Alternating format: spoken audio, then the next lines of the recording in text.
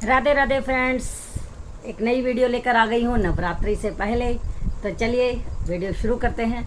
और वीडियो है नवरात्रि की पूजा से संबंधित, जो कि ज़्यादातर लोग परेशान होते हैं कि हमें क्या करना चाहिए क्या नहीं करना चाहिए। उस 5-6 सवालों के जवाब तुरंत लेकर आई हूँ और आई होप सो कि आपको पता चलेगा कि आप कहाँ गलती कर रहे थे और कहाँ नहीं कर रहे थे।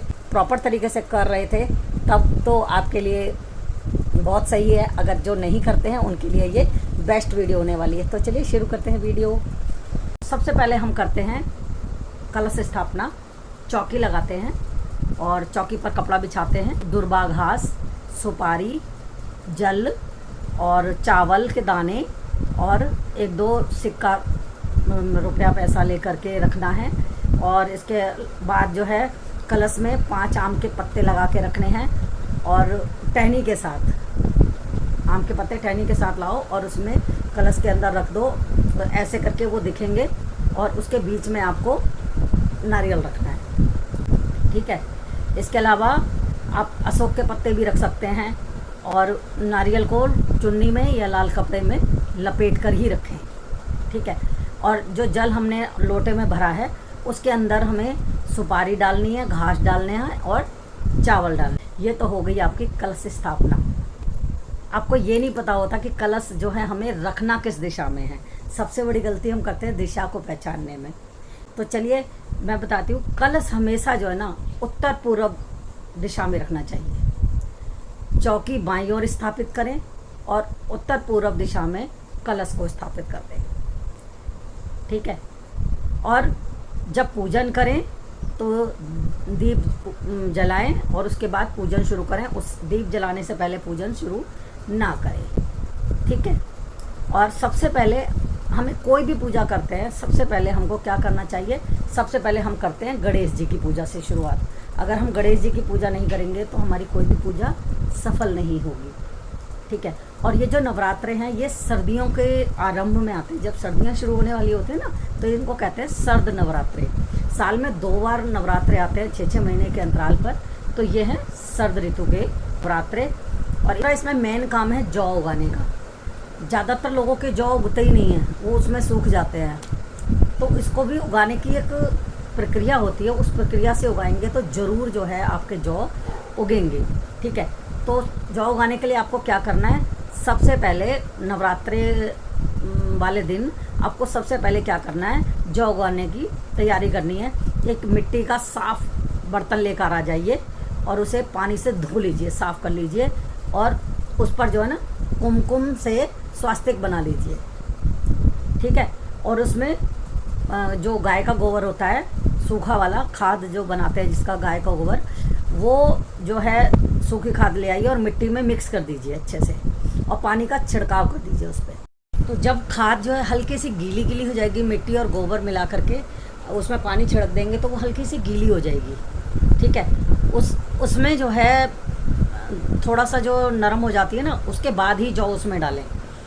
तो जौ के दाने जो है ना वो डिपेंड करता है कि आपने जो बर्तन है वो कितना बड़ा लिया है, तो उसी हिसाब से दानों को छिड़क दें उस पर, ठीक है। और धीरे धीरे उनको उगने दें और उसमें ज़्यादा पानी ना डालें, उसमें छिड़काव से पानी डाला जाता है। जब भी हम जौ उगाते हैं उसमें छिड़काव से पानी डाला जाता है, इससे वो बहुत तेज़ी से उगना शुरू हो जाते हैं। तो ये पूर्ण रूप से प्रक्रिया है जिससे कि हम जौ को अच्छे से उगा सकते हैं, ठीक है। अब है तीसरा है थाली तैयार करना। पूजा की थाली में पूजा का जो सामान होता है वो ज़रूरी कौन सा होता है? तो सबसे पहले तो मंदिर में शंख होता ही है, ठीक है।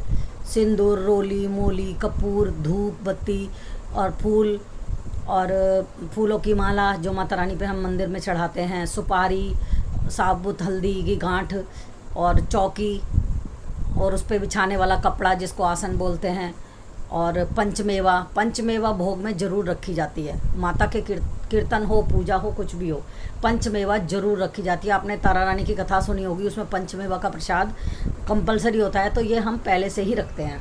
पंचमेवा ज़रूर रखनी होती है। जायफल ज़रूर रखा हो जाता है। जावित्री रखी जाती है, कमलगट्टा, नारियल और गंगा जल। और नैवेद्य बताशा और शहद, ये सब चीज़ें जो है ये पूजा में ज़रूर रखी जाती हैं। ये सब और सामग्री जो आप रोज़ अग्यारी करते हो उसके लिए सामग्री ये सब रखना चाहिए। और छोटा सा ले लें हवन का कुंड, छोटा सा आता है इतना सा, जो अग्यारी करने के लिए। और डेली अग्यारी करें, डेली अग्यारी करें।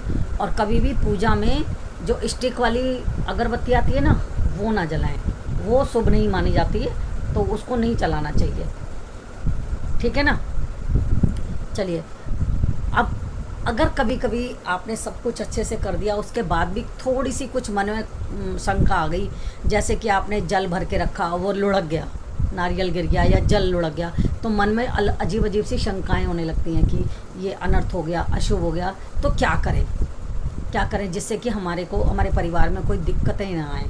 तो अगर ऐसा हो जाता है, आपके मन में ऐसा भ्रम कभी ना लाएं कि आपके साथ ऐसा हो गया है, तो आप परेशान हो जाएं। परेशान बिल्कुल ना होइए, सब भगवान की मर्ज़ी से होता है, बिना उनकी मर्ज़ी के हम भी नहीं उठ सकते, हम कुछ करना चाहें तो कर भी नहीं सकते। ऐसा मानते हैं कि मतलब रोटी बनाते समय अगर रोटी गिर जाती है तो कोई भूखा इंसान आने वाला है, उसको खाना खाना है। तो अगर पानी का लोटा लुढ़क गया तो समझ लो कि आपके आसपास कोई प्यासा है जिसको कि पानी की बहुत ज़रूरत है। इसमें पक्षी भी हो सकते हैं, पशु भी हो सकते हैं और इंसान भी हो सकते हैं। तो उस टाइम पर हर चीज़ का ध्यान रखना ज़रूरी होता है। ये नहीं कि अमंगल होगा, नहीं, ये सोचिए, पॉजिटिव सोचिए कि शायद हमारे आसपास कोई प्यासा है, इसलिए ये गिरा है, हमें हमारा ध्यान आकर्षित करने के लिए, कुछ अपशगुन के लिए नहीं। तो किसी को पानी चाहिए होगा, इसीलिए ऐसा होता है। तो छोटी छोटी चीज़ें ऐसी हो जाती हैं, मन में ऐसी भावना बिल्कुल ना लाएं कि अगर कलश लुढ़क गया है तो अपशगुन हो गया, ऐसा कुछ नहीं होता, ठीक है फ्रेंड्स। तो कभी कभी ऐसा होता है ना, हमारे में जो मंदिर है ना,